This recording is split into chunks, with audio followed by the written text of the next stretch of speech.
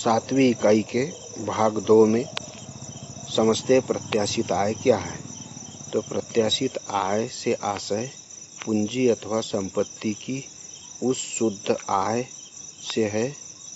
प्रत्याशित आय से आशय पूंजी अथवा संपत्ति, धन या पूरी जो संपत्ति है उसकी उस शुद्ध आय से है जिसे वह संपत्ति या मशीन अपने संपूर्ण जीवन काल में उत्पन्न कर सकती है। जो हमारी संपत्ति है वह उसके संपूर्ण जीवन काल में, जैसे एक मशीन है तो मशीन का जो जीवन काल होता है उसमें संपूर्ण जो भी आय वह उत्पन्न करती है उसे प्रत्याशित आय कहते हैं। पूर्ण रोजगार क्या है? अभी चित्र देखा था अपन ने। पूर्ण रोजगार, ये पूर्ण रोजगार स्थिति है और अनैच्छिक रोजगार स्थिति। तो पूर्ण रोजगार ऐसी स्थिति है जिसमें उन सब लोगों को जो काम करने के योग्य हो तथा प्रचलित मजदूरी की दर पर, जो भी मजदूरी चल रही है उस मजदूरी की दर पर काम करने के इच्छुक हो, उन्हें काम मिल जाता है।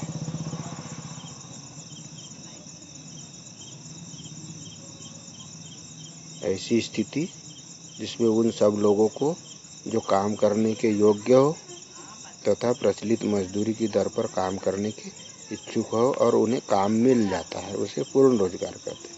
अनैच्छिक बेरोजगारी क्या है? अनैच्छिक बेरोजगारी वह स्थिति है जिसमें लोग काम करने के योग्य होते हैं।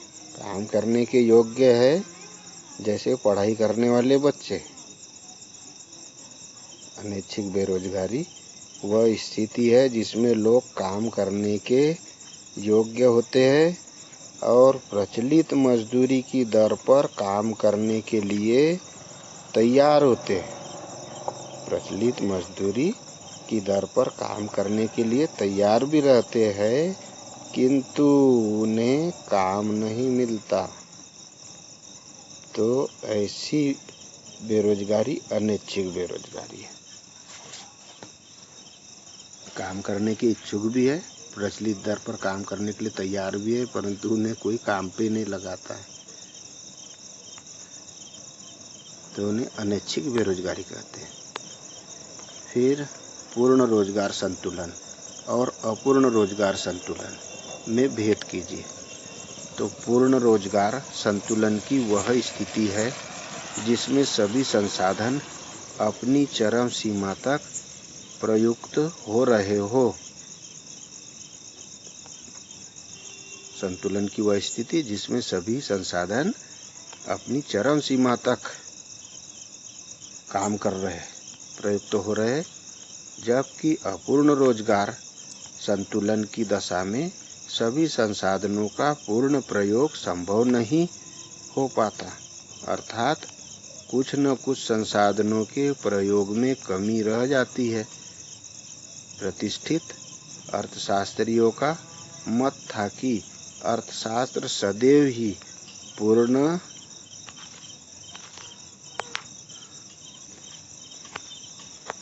रोजगार संतुलन में रहेगी। अर्थव्यवस्था हमेशा पूर्ण रोजगार संतुलन में रहेगी, अर्थात उसके सभी संसाधन पूर्ण रूप से अपनी क्षमता अनुसार कार्य दे रहे होंगे, जबकि केंद्रीय सफलता अपूर्ण रोजगार संतुलन पर निर्भर रहेगी, जबकि केंद्र हमेशा अपूर्ण रोजगार संतुलन में रहता है। अब न्यून मांग अथवा अतिरेक मांग में अंतर स्पष्ट कीजिए। न्यून मांग और अतिरेक मांग क्या है? तो न्यून मांग सामूहिक मांग का वह स्तर है, सामूहिक मांग का वह स्तर है जो पूर्ण रोजगार संतुलन के लिए आवश्यक कुल मांग से कम होता है। यहाँ से 4 अंक के प्रश्न प्रारंभ हो रहे हैं, लघुत्तरीय। तो यह सामूहिक मांग का वह स्तर है जो पूर्ण रोजगार संतुलन के लिए आवश्यक कुल मांग से कम होता है, अतिरेक मांग सामूहिक मांग का वह स्तर है जो पूर्ण रोजगार संतुलन के लिए आवश्यक कुल मांग के स्तर से अधिक होता है। अतिरेक मांग सामूहिक मांग का वह स्तर है जो पूर्ण रोजगार संतुलन के लिए आवश्यक कुल मांग के स्तर से अधिक है। न्यून मांग की स्थिति में सामूहिक मांग पूर्ण रोजगार संतुलन के लिए आवश्यक सामूहिक पूर्ति से कम होती है। न्यून मांग है क्या? यह सामूहिक मांग का वह स्तर है जो पूर्ण रोजगार संतुलन के लिए आवश्यक कुल मांग से कम होती है। पूर्ण रोजगार मिल रहा है, उसके लिए जो आवश्यकता है उससे कम मात्रा में जब मांग मिल रही है ना, तो न्यून मांग कहलाएगी। और अतिरेक मांग क्या होगी? सामूहिक मांग का वह स्तर जो पूर्ण रोजगार संतुलन के लिए आवश्यक कुल मांग के स्तर से अधिक, मांगी जाने वाली मात्रा से अधिक अतिरेक मांग, मांगी जाने वाली मात्रा से कम न्यून मांग। तो न्यून मांग की स्थिति में सामूहिक मांग पूर्ण रोजगार संतुलन के लिए आवश्यक सामूहिक पूर्ति से कम होता है। सामूहिक पूर्ति नहीं हो पा रही है जितनी मांगी जा रही है, और इसमें सामूहिक मांग पूर्ण रोजगार संतुलन के लिए आवश्यक सामूहिक पूर्ति से अधिक होती है। दूसरा, न्यून मांग के कारण अस्फीति अंतराल की स्थिति उत्पन्न हो जाती है। कम मात्रा में मांग अगर मिलने लगे तो स्फीति यानी नीचे गिरना शुरू हो जाएगा, है ना। रोजगार नीचे गिरना शुरू हो जाएगा, उतने ही मजदूरों में फिर काम निकालना शुरू हो जाएगा, आदत पड़ जाएगी, और अतिरेक मांग के कारण स्फीति अंतराल उत्पन्न हो जाता है। किसी किसी को गैप देना शुरू कर देंगे, अधिक मांग होने लग जाएगी। जब न्यून मांग की स्थिति में रोजगार उत्पादन तथा कीमतों में कमी आती है। न्यून मांग की स्थिति में क्या होता है? रोजगार उत्पादन, रोजगार में भी कमी आ जाएगी, उत्पादन में भी और कीमतों में भी कमी आ जाएगी, क्योंकि कम मजदूरों पर वस्तुएं बनना शुरू हो जाएगा। और अतिरेक मांग की स्थिति में अर्थव्यवस्था में पहले से ही पूर्ण रोजगार की अवस्था रहती है, इसलिए उत्पादन तथा रोजगार में कोई परिवर्तन नहीं होता, केवल कीमतें बढ़ने लगती है, क्योंकि ज़्यादा श्रमिक है, श्रमिकों को दिया जाने वाला पारिश्रमिक ज़्यादा हो जाएगा। अब चलते दीर्घ उत्तरीय प्रश्न निबंधात्मक में कीन्स के आय तथा रोजगार के सिद्धांत की विवेचना कीजिए। तो कीन्स के आय तथा रोजगार के सिद्धांत की यह 1936 में दिया था, कीन्स ने आय तथा रोजगार का सिद्धांत। तो कीन्स के आय तथा रोजगार के सिद्धांत के मुख्य बिंदु इस प्रकार है। पहला, रोजगार का स्तर उत्पादन की मात्रा पर निर्भर रहता है। रोजगार का स्तर काय पर निर्भर रहेगा? उत्पादन की मात्रा पर, तथा कुल आय तथा कुल उत्पादन के बराबर होती है।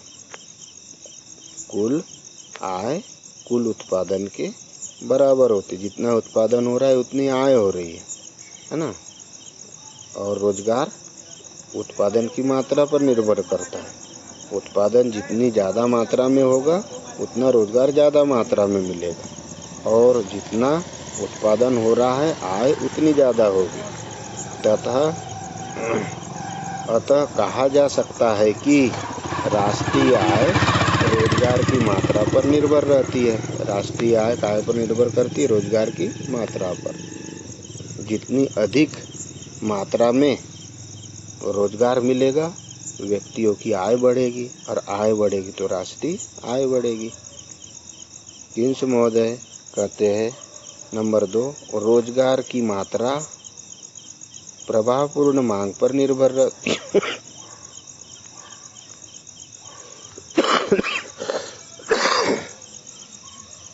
प्रभावपूर्ण मांग बढ़ती है तो रोजगार भी बढ़ेगा। तीसरा, प्रभावपूर्ण मांग का निर्धारण। प्रभावपूर्ण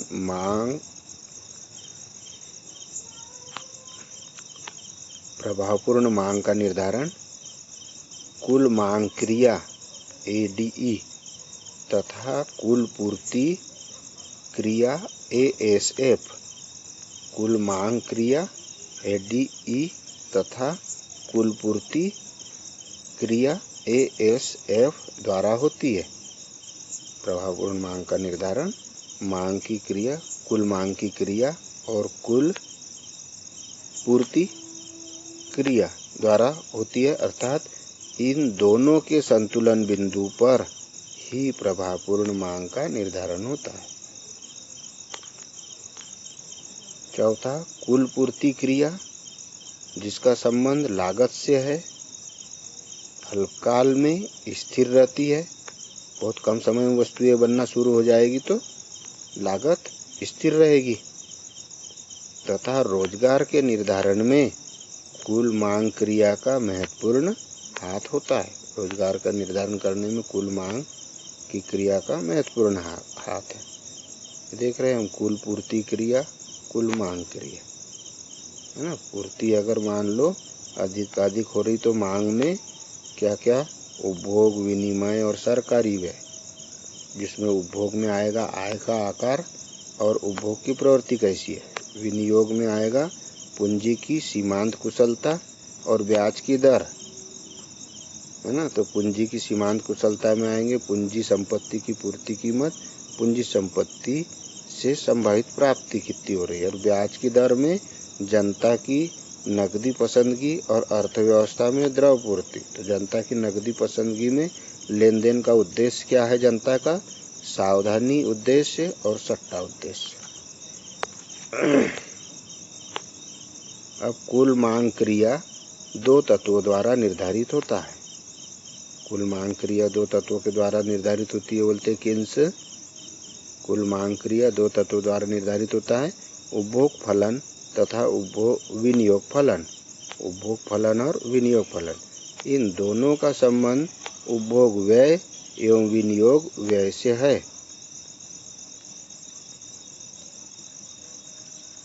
मांग क्रिया दोनों तत्वों द्वारा निर्धारित होती कौन से, उपभोग फलन और विनियोग फलन। दोनों का संबंध किससे, उपभोग व्यय और विनियोग व्यय से। चलते उपभोग फलन दो बातों का प्रभाव पड़ता है उपभोग फलन पर। कौन से, आय का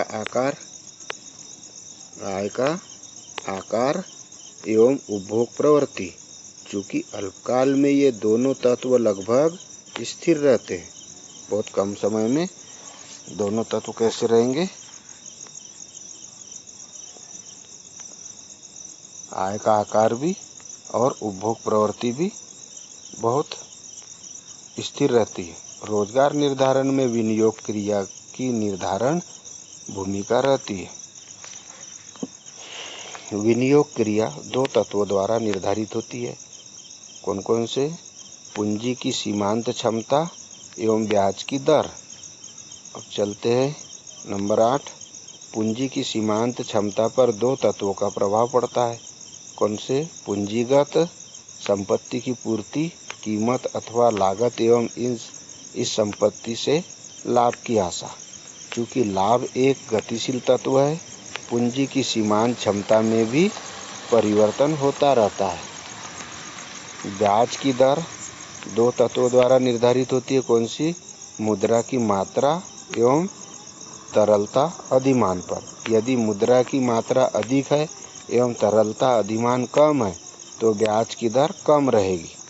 10वां, तरलता अधिमान तीन तत्वों द्वारा निर्धारित होता है, लेन देन उद्देश्य, सावधानी उद्देश्य एवं सट्टा उद्देश्य। अब विनियोग क्रिया इस बात पर निर्भर करती है कि पूंजी की सीमांत क्षमता एवं ब्याज की दर में क्या अंतर है। यदि ब्याज की दर की तुलना में पूंजी की सीमांत क्षमता अधिक है तो विनियोग में वृद्धि होगी। 12, विनियोग में वृद्धि से उत्पादन और रोजगार में वृद्धि होगी, जिससे आय में भी वृद्धि होगी एवं प्रभावपूर्ण मांग भी बढ़ेगी।